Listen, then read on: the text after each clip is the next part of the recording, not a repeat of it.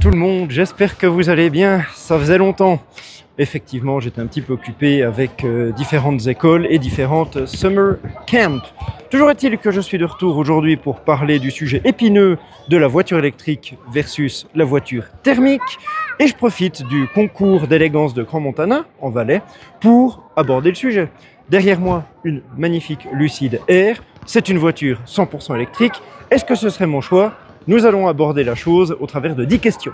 C'est parti! Cependant, avant d'aborder le sujet, j'aimerais vous parler de mon partenariat commercial avec Alpian. Ça aidera beaucoup la chaîne. Je vous remercie de m'écouter ces quelques secondes. Mon partenaire pour cette vidéo, c'est la banque que j'ai choisie pour m'accompagner dans mon aventure YouTube, Alpian. Et ils ont une super offre pour vous, c'est imbattable. À chaque compte ouvert chez Alpian et un dépôt de 500 francs mis sur votre nouveau compte, vous recevez 75 francs. Si en plus de ça, vous avez un petit peu de sous de côté et que vous vous intéressez à tout ce qui est investissement, je vous conseille de mettre 2000 francs dans les ETF chez eux et vous gagnez en plus 75 francs supplémentaires, soit un total de 150 francs. C'est assez cool pendant la période d'été, non? Moi, de mon côté, chaque compte ouvert m'apporte 100 francs à ma chaîne. C'est vraiment un geste que j'apprécierais de votre part. Je trouve que c'est gagnant-gagnant. Alpian, c'est une banque fiable, une banque simple, et il y a la possibilité de vraiment faire beaucoup de choses avec eux, en particulier de très très bons conseils en investissement. Donc, si vous êtes intéressé, que vous êtes résident suisse, n'hésitez pas, ouvrez un compte chez Alpian. Merci pour votre attention par rapport à cette petite pub, et bonne vidéo. La première question, une de celles qui revient le plus souvent, est-ce que la batterie et la production de la batterie sont prises en considération pour le calcul total des émissions à effet de serre? C'est-à-dire, est-ce qu'on prend en compte la recherche des minerais, le transport de la batterie, sa mise en place, les voyages qu'elle fait, etc., etc. Eh bien, la réponse est oui. En fait, comme dans l'automobile, comme pour dans toute autre fabrication industrielle, quand on parle de CO2 sur la durée de vie d'un appareil, ça peut être votre téléphone portable, une cuisinière ou tout bêtement votre voiture électrique, on est obligé de prendre en compte le CO2 émis pendant la recherche et l'extraction des matériaux de base, ça prend en compte la fabrication, ça prend en compte toute la durée de vie de l'objet jusqu'à son démantèlement, donc on prend aussi ça en compte. Et enfin, ça paraît peut-être un peu idiot, mais par exemple dans le cas des voitures thermiques, eh bien l'entretien est aussi pris en compte.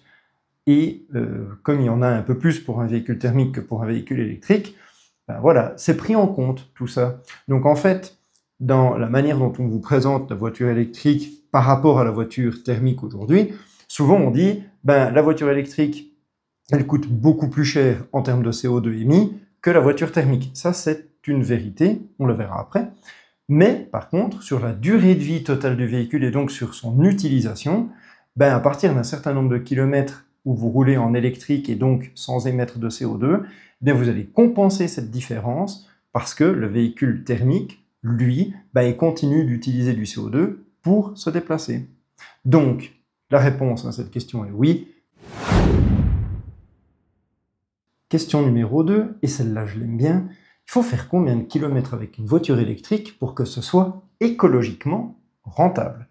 Alors, ça porte un terme, c'est ce qu'on appelle le kilomètre pivot. Et en fait, la raison pour laquelle je ne l'utilise pas, c'est que c'est assez, comment dire, c'est de la sémantique. Et en fait, souvent, on se sert de l'argument du kilomètre pivot pour le déformer, puis en fait vous dire que de toute façon, un véhicule électrique, si vous ne faites pas 200 000 bornes avec, ben vous aurez juste dépensé plus cher pour avoir une voiture qui va consommer le même CO2. Or, on sait aujourd'hui que ça n'est pas vrai. C'était peut-être le cas il y a 15 ans, ça je ne peux pas forcément dire le contraire, mais aujourd'hui, ça n'est plus le cas. Pour plein de raisons, ça on y reviendra peut-être soit dans cet épisode, soit dans l'épisode suivant. Toujours est-il que combien de kilomètres il faut faire avec une voiture électrique pour qu'elle soit rentable, ben vous serez surpris, mais la norme c'est entre 30 et 40 000 kilomètres. En gros, qu'est-ce que ça signifie? Ça signifie que votre véhicule électrique n'émettant pas de CO2 quand vous l'utilisez, eh bien, vous devez rouler en équivalence 40 000 km environ pour compenser le CO2 supplémentaire qu'il a fallu pour construire la voiture. Je ne sais pas si je me suis bien exprimé. On va regarder ça au travers de 3 exemples qui sont concrets, puisqu'ils me concernent plus ou moins directement, puisque j'ai pris en comparaison ma voiture, qui est un 2 litres turbo qui consomme à peu près 9,5 litres au 100, on le verra après. J'ai pris une Fiat Panda, c'est une voiture, la voiture d'une copine à moi qui, voilà, l'utilise assez régulièrement, mais clairement n'en a pas la même utilisation que moi. C'est un plus petit moteur, c'est un 1,2 litre atmosphérique, et la voiture est surtout beaucoup plus légère puisqu'elle approche à peu près la tonne. Et enfin, la voiture électrique d'un des membres de ma famille, qui a préféré rester sous l'anonymat, mais dont les valeurs peuvent être vérifiées, puisque de toute façon, ces véhicules, ils calculent tout, puisque c'est sur une batterie, c'est électrique, et que maintenant, il y a énormément de software qui vont gérer tout ça.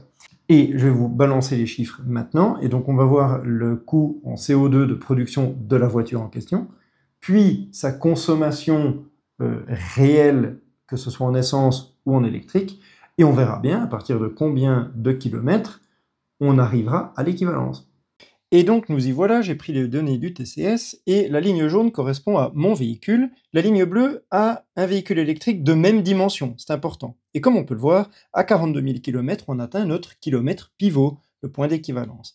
Avec une plus petite voiture, c'est beaucoup plus tard, à 150 000 km. Mais comme on peut le constater, à un moment donné, on va de toute façon dépasser la voiture électrique en termes de CO2 émis. Bon, ben voilà, ça c'était les chiffres, comme quoi ils sont éloquents. Dans notre cas précis, vous avez vu les valeurs qu'il fallait pour à peu près arriver à compenser, mais dans la réalité, en vrai, il faut à peu près 30 à 40 000 km pour compenser le CO2 nécessaire à la fabrication de la batterie et d'une voiture électrique, respectivement à la voiture thermique. Ce qu'il faut garder en tête, c'est qu'en fait, 40 000 km, c'est quoi? Eh bien, si on prend la moyenne française ou la moyenne suisse d'utilisation d'un véhicule, qui se situe aux alentours de 12 000 km par année, ben, on tombe tout simplement sur 2 à 3 ans d'utilisation avant de tomber déjà sur nos pattes en termes de consommation de CO2. Autre question qui revient souvent, est-ce que du coup on s'en ficherait pas un petit peu du poids du véhicule? C'est-à-dire, comme de toute façon on n'émet pas de CO2 en roulant dans une voiture électrique, ben, du coup elle pourrait faire 2,5 tonnes, 3 tonnes, qu'on s'en ficherait un petit peu, non? Ben, en fait, pas si vite. Il y a 2 choses pour lesquelles ma réponse, en fait, ce serait celle-là. La première, c'est que faut pas oublier que plus un véhicule est lourd, à batterie équivalente, plus il faudra la recharger souvent. Parce que mine de rien, si vous avez une Fiat Grande Panda, par exemple, comme vous venez de sortir, qui doit peser aux alentours des 1,6 tonne, ou si vous avez une Audi e-tron qui fait presque 3 tonnes à vide, bah, la consommation sur votre pile, ce sera pas la même.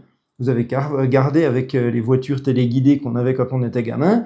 Il y en a certains, avec 4 piles, ben, ils arrivaient à tenir toute la journée. Puis ceux qui avaient des trucs un peu plus gros, avec les énormes roues qui pouvaient se retourner, etc., qui étaient donc beaucoup plus lourds, ben, vos 4 piles, après 1 heure d'utilisation, trop bonne, comme on dit. Donc le poids est important. Et il l'est d'autant plus qu'il faut voir la provenance de votre énergie électrique. C'est-à-dire que si vous avez la chance d'être propriétaire, d'avoir des panneaux solaires et donc de pouvoir directement recharger votre voiture grâce à ça, eh bien, tant mieux, j'ai envie de dire, c'est vraiment une bonne chose, mais c'est pas le cas de tout le monde. Par exemple, en Allemagne, ils ont rouvert parfois un petit peu de manière incompréhensible des usines à charbon pour éviter d'avoir du nucléaire, et du coup, brûler du charbon, ça émet du CO2. Donc si votre électricité vient de là, vous avez consommé du CO2, entre guillemets. Donc, de toute façon, à mon avis, le poids d'une voiture est important, et plus on va vers la légèreté, mieux ce sera. La deuxième raison, et ça je pense en parler peut-être dans l'épisode numéro 2, mais en clair, plus une voiture est lourde, plus certains de ses composants vont être importants. Et en premier lieu, les freins, et en deuxième lieu, les pneus. Ben oui, vous avez déjà remarqué la taille des boudins chez les voitures électriques. Je veux dire, même une petite voiture, elle a des pneus, c'est déjà assez costaud. Or, une voiture qui est très lourde, ben, il va falloir la freiner. Or, pour la freiner, ben, il va falloir plus d'énergie, entre guillemets, pour la freiner. Donc, des plus gros disques de frein qui vont s'user plus vite et par conséquent émettre ce qu'on appelle des particules fines. De la même manière que les pneus, comme ils sont plus gros, eh ben, ils laissent, entre guillemets, plus de traces de pneus sur la route. Tous les freinages, l'usage normal d'un pneu, je veux dire, à un moment donné, il faut bien que ça parte quelque part. Si la gomme, elle est plus sur votre pneu, ben, c'est qu'elle est restée sur la route. Or, plus le pneu est grand, plus il va laisser de particules de pneus sur la route. En conséquence, de nouveau, les microparticules qui vont être issues de ça, ben, elles vont être dans la nature. Donc, dans un sens, oui, on n'émet pas de CO2 avec une voiture électrique, mais bon, si c'est pour en prendre une qui fait 3 tonnes à vide et qu'on balance 7 fois la quantité de particules fines par rapport à une voiture thermique standard, ben, peut-être qu'on n'est pas si gagnant que ça. Donc, de base, quel que soit votre achat de voiture, prenez une voiture légère. Allez, quatrième question, encore un mot qui ressort beaucoup quand on parle de voiture électrique et de batterie et que les gens aiment bien mettre un petit peu à toutes les sauces. La fameuse question des terres rares. Est-ce qu'il y a beaucoup de terres rares dans les batteries? Ben en fait, il n'y en a pas tant que ça. Et aussi, qu'est-ce que c'est qu'une terre rare? Alors on va peut-être déjà commencer par ça. Une terre rare, ben en fait, c'est des métaux dont certains sont en fait hyper abondants, comme le nickel ou le cuivre. Petit problème, c'est qu'ils sont très bien répartis sur toute la croûte terrestre, ce qui fait qu'on les appelle terres rares parce qu'ils sont difficiles à trouver. Mais en fait, il y en a en abondance. Après, ça ne veut pas dire qu'il faut gaspiller. Toujours est-il que c'est pas tellement dans les batteries qu'il y en a, mais plutôt dans l'électronique de base et aussi dans le moteur électrique. Là, c'est vrai, il y en a. Maintenant, ce qu'il faut comprendre, c'est qu'il y a plutôt un enjeu, on va dire, politique autour de ça. C'est plus tellement une question de chimie ou d'émission de CO2 nécessairement, mais plutôt une question de politique. Parce que ben, y a quand même des mines, par exemple pour le lithium ou le cobalt, qui sont là pour le coup, c'est vraiment les deux métaux les plus chauds, entre guillemets, quand il s'agit de batteries et de voitures électriques. Mais il y a aussi du cuivre, du nickel, il y a même encore du fer, il y a, etc., etc. Il y a du graphite, il y a tout un tas de trucs. Toujours est-il que là où je parle plutôt de géopolitique quand je parle de ça, c'est que c'est pas forcément distribué de manière équitable dans tous les pays. Donc, il y en a qui vont être, on va dire, plus riches de ces terres rares que d'autres. Et donc, ils vont en faire un business. Le problème, c'est que ça peut être ce qu'on appelle des matériaux à forte criticité. Autrement dit, on sait qu'on en a une certaine quantité, qu'elle n'est pas forcément très bien répartie, et qu'à un moment donné, si les compagnies automobiles continuent à produire à ce rythme-là, ben on va très vite se retrouver sans, ou alors avec un besoin urgent de trouver d'autres sources. Maintenant, là où le débat pourrait se clore, c'est avec l'arrivée de nouvelles technologies. Par exemple, au lieu d'avoir des batteries lithium-ion, on est en train de bosser sur des batteries sodium-ion. Et je vous garantis que le sodium, il y en a autrement plus que du lithium sur Terre. Ça coûte moins cher et il y en a un peu plus partout. Donc voilà, on est en train d'arriver aussi dans une période de notre civilisation où ben, voilà, les progrès techniques et scientifiques qui vont être faits sur les batteries, ben, c'est un petit peu l'avenir. Cinquième question, et celle-là je l'aime bien, est-ce que les batteries sont recyclables? Parce que oui, la batterie, ben, comme on le sait, c'est vraiment le sujet principal quand on parle de voiture électrique. On entend beaucoup de choses, et une bonne partie de ce beaucoup de choses, ce sont des âneries. Est-ce qu'elles sont recyclables? Eh bien, en partie, oui. Aujourd'hui, par pyrométallurgie, on arrive à recycler une batterie lithium-ion à environ 50%. Alors vous me direz, ça n'est que 50%, il reste les 50 autres, et effectivement on est en train de bosser dessus, mais elles sont recyclables. Il y a des nouvelles technologies qui arrivent, des nouvelles méthodes qui arrivent, dont l'hydrométallurgie, et là je crois qu'on arrive à peu près à 80-90% de recyclage, mais la vraie question est plutôt la suivante, est-ce que les batteries sont recyclées? Et quelle est l'utilité de recycler une batterie? Eh bien, est-ce qu'elles sont recyclées? Il faut espérer. L'idée c'est que de toute façon, on vit tous sur Terre, c'est une sphère ou une pizza pour certains, et elle est donc défini d'un point de vue géométrique, hein, c'est un objet très grand, mais ça reste un objet qui est limité. Par conséquent, à un moment donné, on aura fini d'extraire tout l'aluminium, d'extraire tout le cuivre, d'extraire tout le lithium, etc., etc.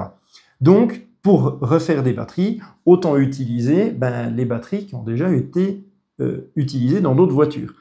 On sait qu'on peut le faire, et ça va être un élément essentiel, en fait, dans, on va dire, la prolongation de l'utilisation d'une batterie sur des véhicules. Quoi qu'il en soit, oui, on peut recycler les batteries. Pour l'instant, c'est pas parfait. On est environ à 50%. On est en train de trouver des méthodes pour arriver à 80-90. Toujours est-il que, est-ce que les batteries sont vraiment recyclées? Ça, c'est plutôt l'autre partie du débat de la question. Voilà la question que tout le monde attendait, peut-être. Est-ce que je vais vraiment faire de la politique? Non, franchement, je n'espère pas. Toujours est-il que cette question-là, est-ce que les batteries sont produites par des enfants? Grosse question. Alors, il y a plusieurs choses à dire là-dessus. La première, c'est que malheureusement, oui, on le sait, il y a des minerais qui sont extraits par des enfants dans certains pays. C'est pas du tout une chose bien, c'est pas du tout une chose qu'on voudrait voir, mais malheureusement, c'est le cas. Pourquoi est-ce qu'on en est arrivé là? Ça, je vais pas en débattre. Je pense que de toute façon, on n'aurait jamais dû penser à ça, de prime abord. Donc pour moi, la question est vite réglée. Mais maintenant, est-ce que ça doit en faire un argument absolu pour dire n'achetez pas des voitures électriques, vous faites travailler des enfants? Eh bien, à mon sens, non, et c'est d'autant plus malheureux. Parce que si vous pensez que d'extraire du pétrole n'a jamais provoqué la moindre guerre, vous êtes un peu naïf. Franchement, dès qu'il s'agit d'énergie dans l'histoire de l'humanité, tout comme il s'agit de ressources, ça peut même être de l'eau, il y a eu des conflits, il y a eu des guerres et il y a eu des saloperies qui ont été faites. Maintenant, est-ce que ça veut dire que je soutiens le travail des enfants dans les mines pour extraire les matières premières pour les batteries? Non, pas du tout. Mais la réalité, c'est que peut-être que même une partie d'entre vous commandez sur Temu ou Alibaba ou que sais-je en continu, si vous pensez que ce ne sont pas des enfants qui travaillent dans ces usines-là, vous vivez avec des œillères. Donc en vrai, l'argument de « oh, il y a des enfants qui travaillent là-dessus, c'est dégueulasse, n'achetez pas des voitures électriques », c'est un faux argument en fait. La vérité, c'est qu'il faudrait plutôt regarder à l'échelle globale pour éviter de faire bosser des enfants gratuitement la plupart du temps ou avec des centimes d'euros qui sont envoyés au lance-pierre dessus, pour pouvoir abaisser les prix les coûts de production, et ensuite les vendre pour faire un max de bénéfices. Je t'arrête là, car malheureusement tu vas t'enfoncer misérablement dans un discours politique que tu ne maîtrises pas. On a tous compris que la situation te dégoûte et que faire travailler des enfants c'est honteux et devrait être beaucoup mieux contrôlé. Ne me remercie pas de t'avoir sauvé la mise cette fois. Je ne serai pas toujours là. Maintenant, on entre dans un type de question qui est plutôt lié aux finances, et la remarque en fait qui revient très très souvent, et puis une question générale qui est très souvent posée, c'est ouais, mais au fond, les voitures électriques ça coûte plus cher, non?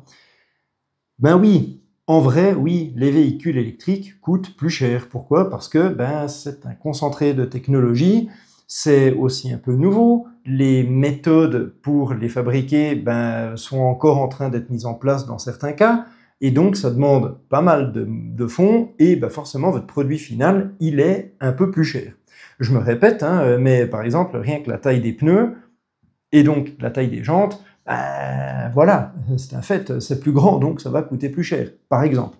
Toujours est-il que, malgré en fait, certaines aides financières, même proposées par certains États, comme la France, ou par exemple la Suisse, pays dans lequel je vis, en fait, votre taxe de circulation, en fonction du canton où vous habitez, ça peut être vraiment presque 0 francs.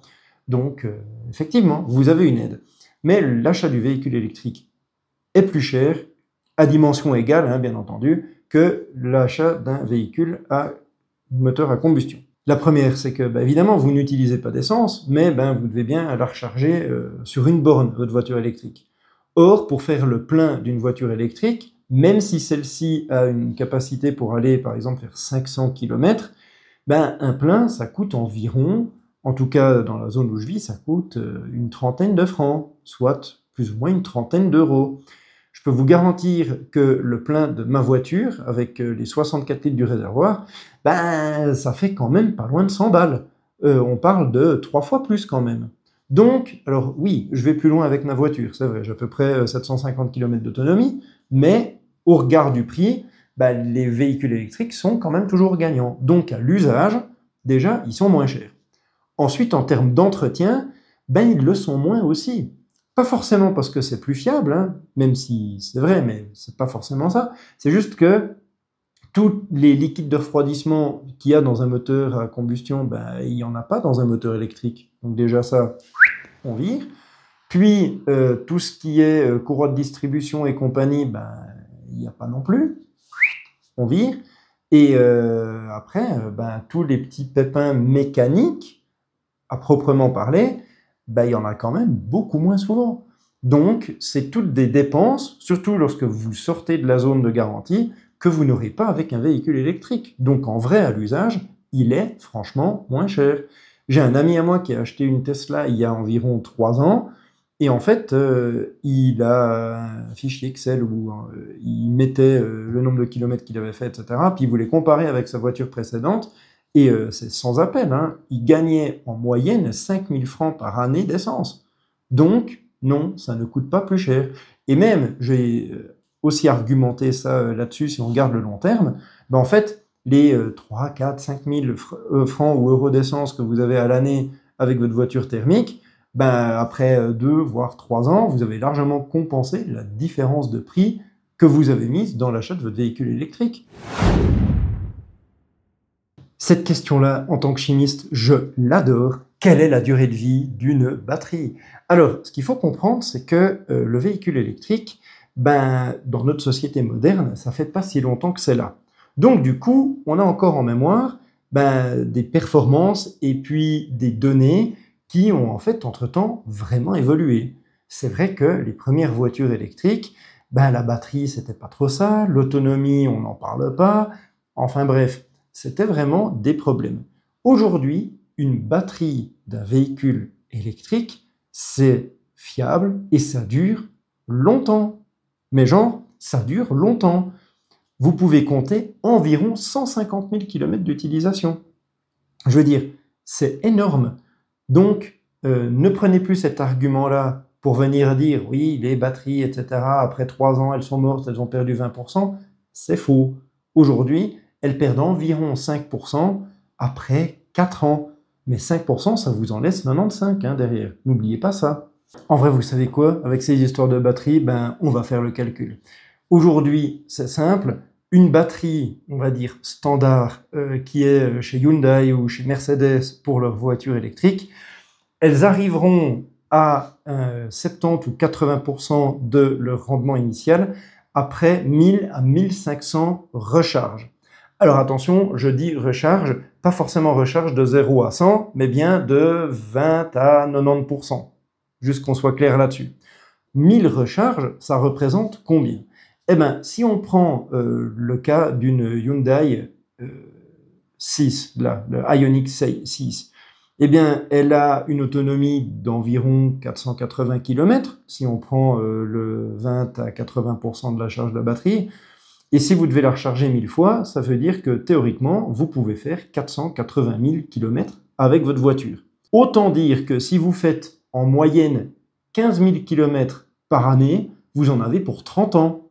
Vous êtes très large. Sachant que derrière, une batterie auquel il reste à peu près 70% de sa capacité originelle, ben, elle peut être retirée de la voiture et utilisée comme batterie d'appoint, comme batterie, on va dire, fixe. Donc, pour utiliser, j'en sais rien, moi, pour l'électroménager ou autre. Donc, croyez-moi que la durée vie de la batterie, aujourd'hui, ça n'est plus un argument. Autre question qui est assez souvent posée, est-ce vrai? Est-ce qu'il y a moins d'entretien sur une voiture électrique? J'ai abordé le sujet un petit peu comme ça, en digressant tout à l'heure, mais oui, il y a effectivement beaucoup moins d'entretien sur une voiture électrique. Il n'y a déjà pas de pièces d'usure, donc pas de durite, pardon, pas de courroie de distribution, il n'y a pas de liquide, et en clair, tout ça, ça fait que il y a beaucoup moins d'entretien. D'ailleurs, les visites techniques, elles sont beaucoup plus espacées que les véhicules à moteur thermique. On est entre 15 et 20 000 kg pour les véhicules à moteur thermique, en tout cas le mien c'est tous les 15 000. Pour une voiture électrique, contractuellement c'est tous les 30 000. Donc déjà vous y allez en moyenne 2 fois moins. Il y a effectivement moins de coûts d'entretien. Il y a bien entendu tout ce qui est logiciel et tout ce qui est composants électroniques qui seront vérifiés sur une voiture électrique. Donc oui, ça à prendre en compte. Mais en moyenne, on est entre 20 et 40% moins cher en entretien sur un véhicule électrique par rapport au véhicule thermique. Autre question qui revient souvent, est-ce qu'avec ces batteries, les risques d'incendie, ils ne sont pas un petit peu plus élevés avec les véhicules électriques? En fait, la réponse est non, curieusement. Alors attention, ça ne veut pas dire que les batteries ne peuvent pas commencer à brûler, de loin pas. En fait, c'est un vrai sujet, parce que les batteries, elles contiennent énormément de métaux. Et le problème, c'est qu'une fois que la batterie commence à prendre feu, ce sont des incendies qui sont assez difficiles à maîtriser, parce que ce sont des feux de métaux. Et en plus, ça dégage énormément de gaz qui sont quand même plutôt toxiques. Donc ça, c'est clair, et c'est pas à négliger. Par contre, est-ce que les voitures électriques brûlent plus souvent que les voitures thermiques? En fait, non. Au kilomètre rapporté, c'est-à-dire pondéré entre une voiture thermique et une voiture électrique, Tesla a sorti un rapport, alors après il vaut ce qu'il vaut, parce qu'il y a quand même toujours un intérêt derrière, mais qu'en 2012 et 2020, il y a eu 11 fois moins d'incendies sur des véhicules électriques que sur des véhicules à combustion interne.